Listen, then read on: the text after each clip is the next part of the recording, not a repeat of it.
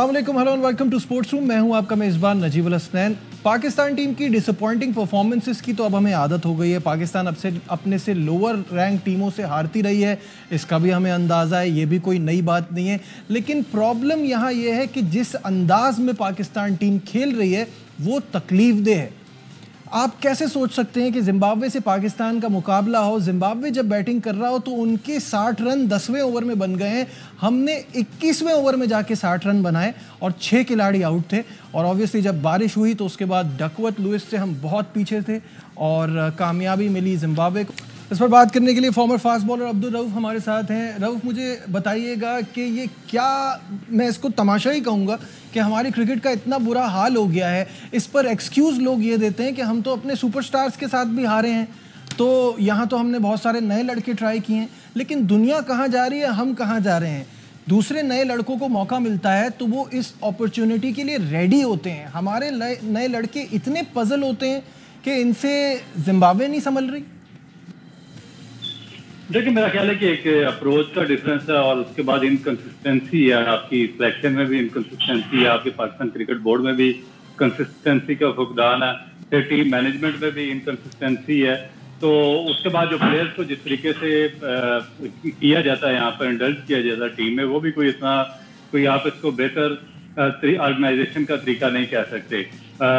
इसलिए मेरा ख्याल है कि ओवरऑल आपको लग रहा है कि आप कंसिस्टेंट परफॉर्मेंस नहीं कर रहे। आप एक सीरीज आ जाते हैं, फिर एक सीरीज जीतते हैं, 3 सीरीज हार जाते हैं, फिर आगे इसी तरह से चलता है। और सबसे जो मेरा ख्याल है कि एक ऐसी चीज जो कि डाइजेस्टेबल नहीं है, वो ये है कि आप बार बार जिस छोटी टीमें हैं उनसे आ रहे हैं। आप अमेरिका से शिकस्त हुई, आपको अफगानिस्तान में आपको बार बार शिकस्त हुई, आयरलैंड से आप आ रहे हैं, जिम्बाब्वे आपको पाकिस्तान में वनडे हरा के गया था, फिर जिम्बाब्वे ने आपको अपने होम ग्राउंड पे शिकस्त दे दिया। तो ये लम्हा फिक्रिया पाकिस्तान क्रिकेट के लिए। और दूसरा सबसे एक और बड़ी मेरे लिए अलार्मिंग चीज ये है कि जो आपके बैट्समैन हैं, जो काफी अरसे से आपकी नेशनल क्रिकेट अकेडमी में रहे हैं, जो आपके पेरोल पे रहे हैं काफी अरसा से, जो पाकिस्तान टीम के साथ 5-6 साल से आपकी कोचिंग में रहे, मैनुअल में रहे हैं, तो उनकी परफॉर्मेंस भी कम्प्लीटली आउटडेटेड है। यानी कि जब वो आप उनको बाउंसी पिचेस पर खिलाते हैं, वहां पे भी उनको नहीं खेलना था, स्विमिंग पिचेस पर भी नहीं खेलना था, और स्पिन ट्रैक पर भी उनकी जो टेक्निक्स है वो शटर हो रही हैं। तो फिर जो आपका जो अमला है, जिसको आप इतना ज्यादा हाईली पे करते हैं और इतने अरसे से आपने उनको लगाया हुआ है, उनकी जो कारकर्दगी है उसके भी क्वेश्चन मार्क आ जाता है। फिर कोचिंग स्टाफ का बार बार शफल करना, कभी आप गैरी क्रिस्टन को लेकर आते हैं, कभी अजहर महमूद को, कभी जैसन गिलेस्पी को, कभी आकिब जावेद को, कभी आप मकी आर्थर को, ये बार बार शफलिंग, फिर कैप्टनसी की शफलिंग। तो ये काफी सारी चीजें हैं जो कि इनकंसिस्टेंट परफॉर्मेंस की वजह पाकिस्तान क्रिकेट की। अच्छा, मजे की बात ये कि ये पाकिस्तान टीम ऐसी है कि आप इसकी किसी की एक दिन तारीफ करें तो वो आपको गलत साबित कर देता है अगले दिन। अब हम रिजवान की कप्तानी की तारीफ कर रहे थे, यहाँ इतनी पुअर कैप्टनसी कि आपने एक पॉइंट पे इतना प्रेशर बनाया, फिर आप उनसे 205 रन बनवा लिया आपने, तो ये भी आपका एक बहुत वीक पॉइंट था। फिर बैटिंग में तो बिल्कुल ही बेबस नजर आया और इतना स्लो खेले। रिजवान क्या कह रहे हैं कि जिम्बाब्वे ने हमारे बैटिंग पे दबाव डाला, जिस झेल नहीं पाए, पहले वो आपको सुनाते हैं। Not good for us. Zimbabwean, they played with the experience. In the Sikandar Raza innings, they took time and they went at the end. So I think that was the time they're gonna give the match from us. They put us under pressure in the batting group, but we didn't handle that. Muzar Rabbani and Nagarwa, they are experienced campaigner. We have seen him lots of leagues and they played PSL. We have seen him before that. They're gonna put you under pressure in every condition. या तो जीत है या फिर learn है। अब learn करे जा रहे हैं हम, क्योंकि जीत तो हमें नसीब नहीं हो रही। और आप क्रेडिट मज़हर रब्बानी, सिकंदर रज़ा, मतलब सिकंदर रज़ा और शॉन विलियम्स की स्पिन बॉलिंग आपको नहीं समझ में आ रही। ये तो जो बाहर से टीमें आती हैं ना, जिनको इतनी स्पिन की आदत नहीं होती, ऐसे तो वो खेलती हैं। ये कोई एक्सक्यूज़ तो ना हुआ, क्या कहेंगे?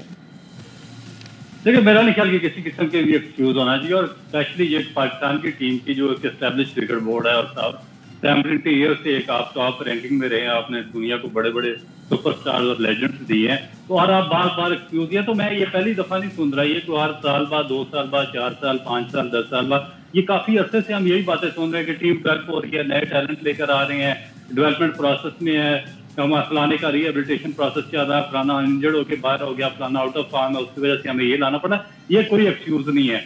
आप एक एस्टेब्लिश क्रिकेट बोर्ड है, आपको जो डेवलपमेंट प्रोसेस होना है वो उसको भी प्रॉपरली एक फंक्शन के तहत होना चाहिए, एक विजन और एक प्लानिंग के तहत आप लड़कों को लेकर आना चाहिए। आपको कल या परसों या 5 या 7 साल पहले जिस तरह अफगानिस्तान या आयरलैंड या नीदरलैंड की टीमें आई हैं, आप वो टीम नहीं है। अगर आपने कोई नए लड़के इंडल्ज करने हैं तो उनको with the passage of the time उनको सीनियर लड़कों के साथ रख के एक एक दो को ग्रूम करें, फिर उनको स्लोली टीम का पार्ट एंड पार्सल बनाए। अगर वो परफॉर्म करते हैं, अगर परफॉर्म नहीं करते तो आपका बेंच स्ट्रांग होना चाहिए जो उनको रिप्लेस कर सके।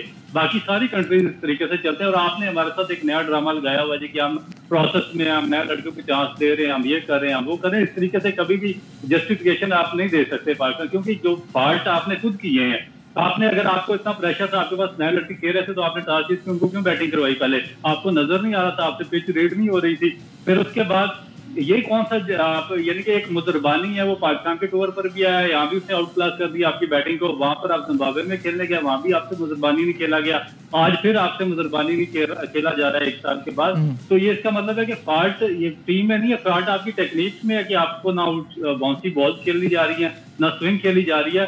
फिर विलियम्स ने जो आके 2 विकेटें ली और सिकंदर रजा ने 2 ओवर में आपके 3 बैट्समैन आउट कर दिए। तो वो कौन सा कोई बहुत ज्यादा एक्सेप्शनल स्पिनर है? थोड़ा सा पिच ने उनको हेल्प आउट किया और लाइन में उन्होंने बॉलिंग डाली और आपसे वो भी नहीं खेली गई। तो ये एक्सक्यूज में हमारे सामने ना रखें, कोई और एक्सक्यूज है अगर वो दे सकते हैं। अच्छा, मुझे तो एक चीज और समझ में नहीं आ रही कि आप हारे तो ऐसे भी है ना, 21 ओवर में 60 रन करके भी आप हार गए। आपको तकरीबन 1 घंटे से तो ऑलमोस्ट पता होगा कि बारिश आने वाली है, आपको माहौल देख के अंदाजा हो जाता है, तो आप डकवर्थ लुइस के लिए आर या पार जाते हैं। जिस तरह हम खेल रहे थे ऐसा लग रहा था कि हम चाह रहे हैं कि डकवर्थ से ही फैसला हो जाए। देखिए, इनको बेसिकली उन्होंने ऐसा अटैक कर दिया मुजरबानी ने और जो दूसरे उनके लेफ्ट आर्म पेसर थे कि इनको समझ नहीं आई। और उसके बाद ये 2 दफा इनको चांसेस मिले जो अंपायर ने इनको आउट नहीं दिए, उसके बावजूद भी ये स्कोर नहीं कर सके और ये सर्वाइवल मोड में ही रहे हैं। जो उनके बॉलर थे उन्होंने बहुत ही आउटस्टैंडिंग किस्म की बॉलिंग करवाई और उनके सर्वाइवल मोड में बार बार इनकी विकेटें गिरती रही और इनको अटैक का मौका ही नहीं मिला, उन्होंने दिया। तो ये चीजें मेरा ख्याल है कि जब आप देखिए, ये सबसे अब इसके जो आपका क्वेश्चन है ना, बेसिक चीज आ जाती है आपकी कोचिंग स्टाफ के ऊपर। जो पाकिस्तान क्रिकेट बोर्ड है उसको बेसिक चीज ये समझने वाली है कि आपने किन लोगों को हेड कोच बनाना है, स्ट्रेटजिकल कोचेस कौन होंगे, आपके टेक्निकल कोचेस कौन होंगे, बायोमैकेनिकल एक्सपर्ट कौन होंगे और दूसरे कोचिंग स्टाफ कौन सा होगा। तो ये जब तक हमारे पाकिस्तान क्रिकेट बोर्ड के चेयरमैन को समझ नहीं आएगी, आगे वो इस तरह देखिए, दुनिया में कभी नहीं ऐसा हुआ कि आपने मैटर के इंटर वालों को हेड कोच या इस तरह की बड़ी रिस्पॉन्सिबिलिटीज दे दी हैं जहाँ पर सिर्फ काम मेंटोरिंग का काम होता है, एजुकेशन का काम होता है, प्लान बनाने का काम होता है, असाइनमेंट बनाने का काम होता है, लंबी प्लानिंग करने का और एक वी एंड बेस्ट स्ट्रेटजिकल प्लान बनाने का काम होता है। तो वो तो हाईली एजुकेटेड, जिस तरह जॉन बुकैनन को ऑस्ट्रेलिया ने रखा था, उनके पास 4 मास्टर डिग्रीज थी, तो उन्होंने ऑस्ट्रेलिया को 2 वर्ल्ड कप जितवाया और जितने टॉप प्लेयर थे उन्होंने उनके अंडर काम किया और ऑस्ट्रेलिया को तस्दीरी ऊपर देकर चले गए। तो वो तो कोई फर्स्ट क्लास वगैरह कुछ भी नहीं खेले हुए थे, हाईली एजुकेटेड थे। तो उन्होंने जो नीचे स्टाफ रखा हुआ था वो हाईली टेक्निकल स्टाफ था, जो उनके बॉलिंग बैटिंग कोचिंग थे उनमें एबिलिटी थी, बायोमैकेनिकल एक्सपर्ट के साथ मिलकर वो काम कर रहे थे। तो हमारा तो अव्वल से आखिर तक हमारा मैट्रिक और इंटरमीडिएट स्टाफ फिर रहा है। हमने गैरी क्रिस्टन जैसे जो दुनिया का सुपर डुपर कोच है उसको जब रिप्लेस किया, और रिप्लेस हमने किसके साथ किया, तो ये बहुत बड़ी हमारी ज्यादती है जो पाकिस्तान क्रिकेट के साथ ओवर द ईयर्स चल रही है। अच्छा, अभी आपने थोड़ी देर पहले कहा कि हर 2-3 साल बाद 4 साल बाद हारते हैं किसी छोटी टीम से और एक्सक्यूज देते हैं। अब तो इसको अपसेट कहते हुए अजीब सा लग रहा है, बिकॉज ये 5 सालों में चौथी नाकामी है। आप जिम्बाब्वे से 2020 से अब तक 2 वनडे और 2 T20 हार चुके हैं। 1-2 बार हो तो गलती होती है, इससे ज्यादा हो तो फिर आदत होती है। हमें तो आदत हो गई है, इसको अपसेट कहना सही है क्या? देखिए, मेरा ख्याल है कि अगर देखिए अपसेट उसको कहते थे, जिस तरह आपको याद होगा 2007 के वर्ल्ड कप में पाकिस्तान आयरलैंड से हारा, वो पूरा पाकिस्तान में और पूरी दुनिया में एक शोर मच गया और बाब उमर का भी इंसिडेंट हुआ और हमें अभी तक याद है, क्योंकि 20 साल में या 10 साल में एक दफा अपसेट होता है। जब ये 2 साल में आप 4 दफा छोटी टीमों से आ रहे हैं तो फिर उसको अपसेट नहीं कहते, फिर आपका डिक्लाइन है। और उसकी हमें जो ग्रास रूट रीजंस हैं उनको हमें बेसिक्स को उनको आइडेंटिफाई करना चाहिए कि हमारे वो प्रॉब्लम्स कौन सी है जिसकी वजह से हमारी स्टेबल बेस नहीं खड़ी हो रही, जिस पर हमने पूरी पाकिस्तान क्रिकेट की इमारत को तामीर करना है। तो बेस लाइन जो आपकी है, जिस तरह अभी आपने देखा अंडर 19 की टीमें अनाउंस हुई हैं, अंडर 19 सिलेक्शन कमेटी बनाई है या 8 टीमें अनाउंस की है, तो उसमें एक बहुत बड़ा शोर पूरे पाकिस्तान में डाला है कि जो टॉप क्लास परफॉर्मर थे अंडर 19 के बच्चे, उनको बाहर किया गया और अपने बेटों भतीजों और रिश्तेदारों को शामिल किया गया। तो हमें ये रूट काजेस ढूंढने पड़ेंगे कि हमारा बेसिक प्रॉब्लम कहाँ पे आ रहा है। जब तक हम उसको फाइंड आउट नहीं करेंगे, हम ये छोटी टीमों से अब ये जो टीमें हमें हराती चली जाएंगी और हमारी एक स्ट्रांग बेस नहीं होगी, तो हमारी जो ऊपर इमारत का स्ट्रक्चर है क्रिकेट का, जिसको हम 70 ईयर से हमने दुनिया के सामने बहुत अच्छे तरीके से पेश किया था, रिप्रेजेंट किया था, वो आस्ता आस्ता लड़खड़ाना शुरू हो चुका हुआ है। तो हमें उसको, मेरा ख्याल है कि असर में उसकी तरतीब करनी पड़ेगी। सही है, डिस्कशन को आगे बढ़ाएंगे, यहाँ लेते हैं छोटा सा, हमारे साथ रहिए। Glad to have you back once again to Sports Room और अब्दुल रऊफ हमारे साथ हैं। रऊफ, प्रोग्राम के शुरू में मैंने कहा था कि हम किस तरफ जा रहे हैं, दुनिया किस तरफ जा रही है, इसकी बेहतरीन एग्जांपल है जो पर्थ में टेस्ट मैच हुआ है इंडिया और ऑस्ट्रेलिया के दरमियान, और जिस तरह से उन्होंने कामयाबी हासिल की है। बुमराह तो एक यूनिक टैलेंट है, उन्होंने कप्तानी भी बड़ी शानदार की, बट उनके आप यंग खिलाड़ियों का भी रोल देखें ना। 15वां टेस्ट मैच ही था जायसवाल का, जिस तरह से उन्होंने दूसरी इनिंग में आके रन किए हैं, एक स्ट्रॉन्ग पोजीशन में लेकर आए हैं ये केएल राहुल के साथ मिलकर, क्या कहेंगे? देखिए, मेरा ख्याल है कि एक आउटस्टैंडिंग, एक रिमार्केबल दिन था इंडियन क्रिकेट के लिए, और ऑस्ट्रेलिया को ऑस्ट्रेलिया में रहना, स्पेशली पर्थ में, और फिर जब आप पहली इनिंग में 50 रन पर आउट हो जाएं और उसके बाद सेकंड इनिंग में कम बैक करना, और कम बैक करना भी आप किसके खिलाफ, हैजलवुड, स्टार्क और कमिंस की बॉलिंग के खिलाफ और नेशनल लाइन के खिलाफ। मेरा ख्याल है कि एक बहुत ही रिमार्केबल अचीवमेंट है, जितनी भी इनको दाद दीजिए वो कम है। और स्पेशली जायसवाल, क्योंकि मैंने पहले इनिंग में उनको बैटिंग करते देखा था पर्थ में, तो वो बीट नहीं कर रहे थे, जो मिचेल स्टार्क ने या हैजलवुड ने उनको अर्ली ऑन बॉलिंग करवाई, अभी वो मिडिल वे में ही होते थे तो बॉल पास कर जाता था, वो स्पीड को और उस जगह को, बाउंस को एडजस्ट नहीं कर रहे थे। मगर सेकंड इनिंग में जिस तरीके से उन्होंने बैटिंग की है, मेरा ख्याल है कि उन्होंने उस वक्त से इस वक्त मैं अगर उनको दुनिया के टॉप क्लास बैट्समैन में से सबसे नंबर 1 पे कंसीडर करूं तो बुरा नहीं होगा।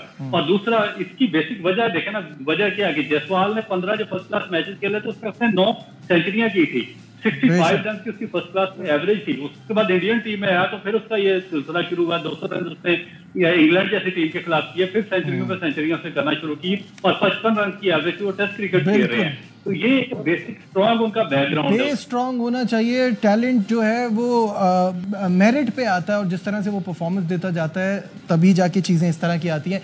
आज के प्रोग्राम में बस इतना ही, दीजिए अपने मेज़बान नजीबुल हसनैन को इजाज़त, अपना बहुत ख्याल रखिए, अल्लाह।